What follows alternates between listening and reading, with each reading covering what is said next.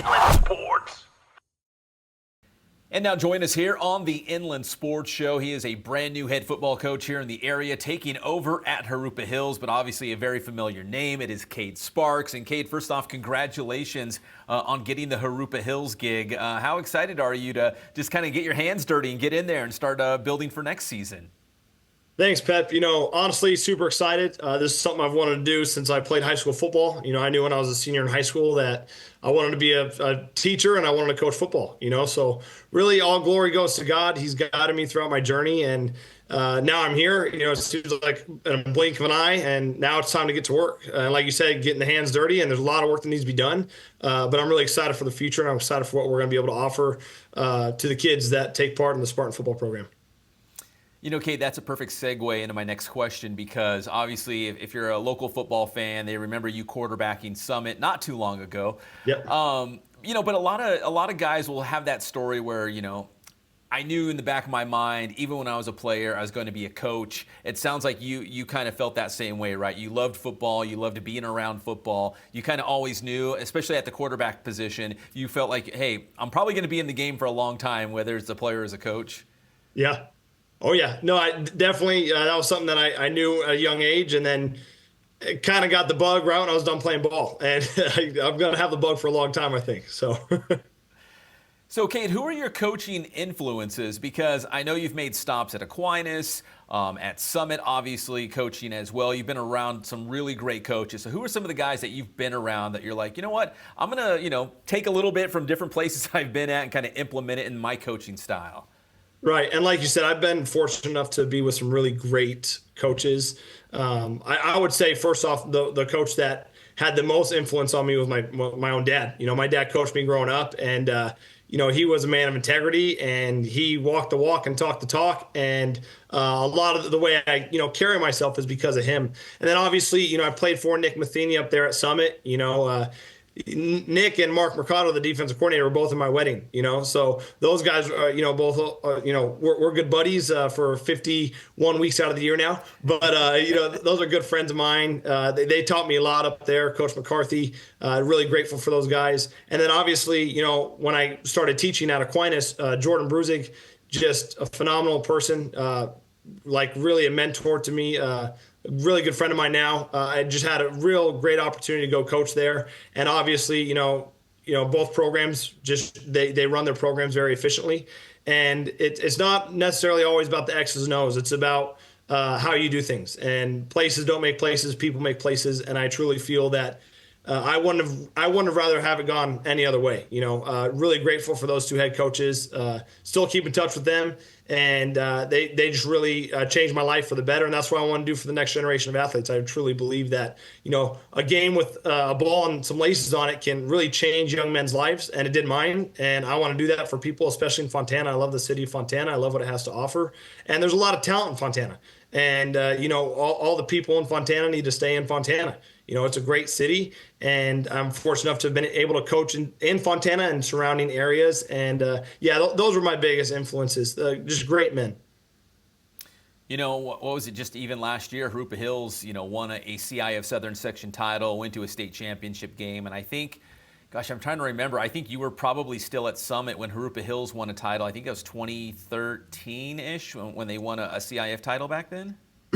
No, so that was actually I played them when I was at Western Christian my first 2 years of high school, and then I transferred to Summit. So I was just getting over to Summit, but and I know the head coach of that Jurupa Hills team too. He's a great guy, Coach McMillan, and the first CIF title, and I was fortunate enough to coach alongside with him later on down the road and coach his boy. So yeah, good times.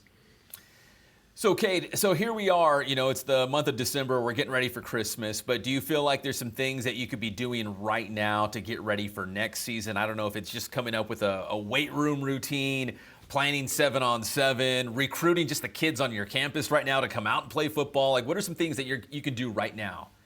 Right, and the men in my life that are the reason why I'm coaching, they've always taught me, first things first.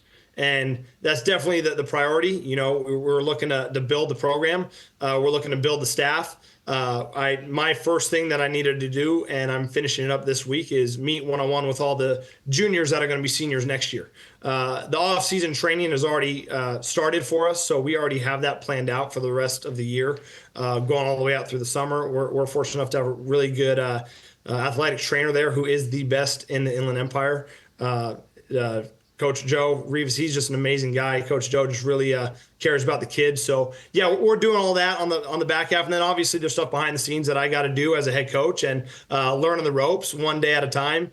And I'm just really fortunate to have a really good support system at Jurupa Hills. We have amazing faculty, and just learning all the things that I need to do because I want to be part of the community too. I don't just want to coach football. I believe it's a community effort, and that's also stuff that I'm working on. So we got stuff that you see right away in the weight room, and then stuff in the background that I'm learning on how to do, and it's honestly so fun. It's a blessing. All right, Cade. So, a lot of, especially first-time head coaches, but a lot of head coaches, when they make the decision to take a job, it's a decision along with their wife too, because obviously when you become a head coach, it's a lot different a lot different than just being a coordinator or an assistant coach. Everything at the end of the day, you're the end of the line. It comes down to you. Did you have to consult your wife? I know you have a beautiful young family. Like, how much did you have to consider about, man, I'm going to be home, or away from home a lot, but this is a great opportunity. What was that conversation like behind the scenes? I'm always a big believer in whenever you coach, whenever you go somewhere, you need to have a great administrative staff, right? And I think I'm really fortunate enough, Pep, honestly, to start there because I don't even need to start. Like, my wife has always been there for me. That's not something that I ever need to really worry about. And that was one of the reasons why I married her, because she's just an amazing woman who's extremely supportive. But even with big decisions like this, this is something that we had to pray about. We had to talk about, but she's down. She's like, Cade, whatever you want to do, let's do it. But she's always there to, keep my head level too when I need it. But, yeah, we talked about it. We went through it, and it's a team effort, and she knows the rigors of coaching. And that's why I just feel so fortunate enough to have married her, because she's so supportive of that.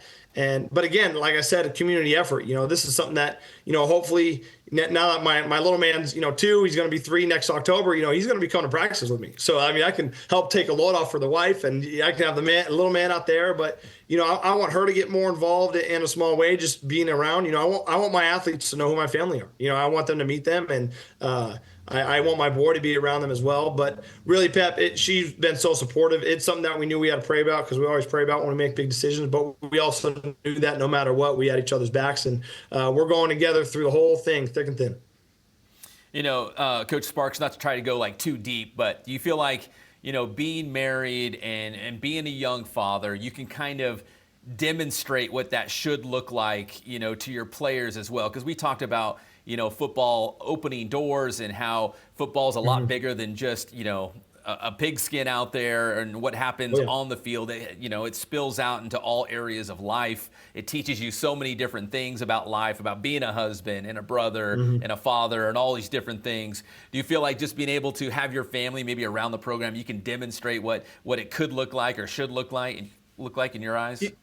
I totally believe that can be a point of demonstration for sure. But I also believe it's a point of accountability for myself. And I tell my athletes all the time, I'd be a fool if I stood up here and told you that you need to be able to handle adversity and you need to be able to handle difficult times. You need to learn how to talk to women. If I go home and I don't treat my wife with respect and my son sees that, because then I'll be a hypocrite. And that was one thing why, you asked me, greatest influences in your life. My father was the same as he was on the field, same as he was at church, same as he was at home. And I truly feel convicted that when I'm sharing a message with the team, I'm sharing it with myself.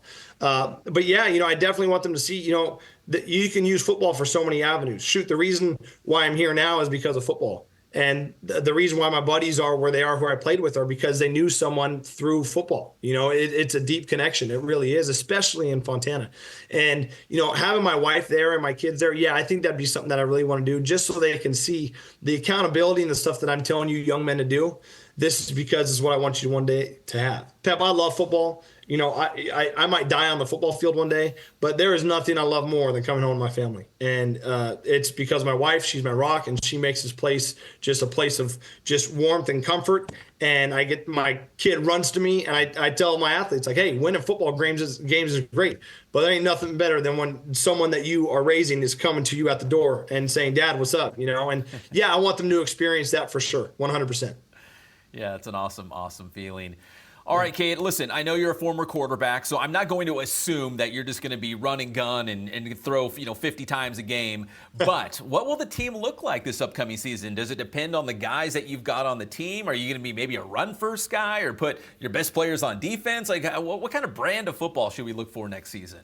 Yeah, you know, you don't coach plays, you coach players. You know, that's the big thing, and we got to find out what we're about, and we're going to find out what we're about real quick. A lot of it's just going to come through the offseason, Pep. You know, we're going to grind it out, and we're going to go hard.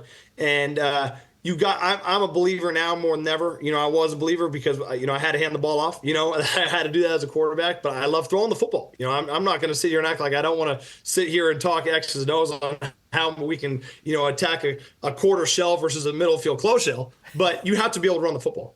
You have to be able to run the football, and you have to be able to run it when you need those 2 yards.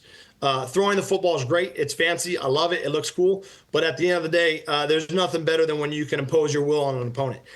But that's something that all starts back in the weight room. You know, if we can't do the little things right, if we can't do simple better, well, then, Pep, we're probably not going to be able to impose our will, you know, on the opponent. And so that's just the message that we're preaching to the kids. Do the simple things better and do your job, DYJ, take care of what you need to take care of, and trust the people next to you that they're going to take care of what they need to take care of, and then the rest will come from there. So we're going to find our identity, but the main thing that's going to be back behind it is just how we attack the little details, and from there, the offense will flow.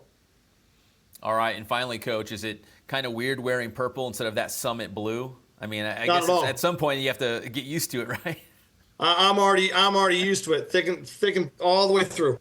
All the way through. I had to throw all my blue stuff out. You know, I'm kind of, you know, you're wearing a blue shirt here, Pep, but in my eyes, it's black and purple and gold, baby.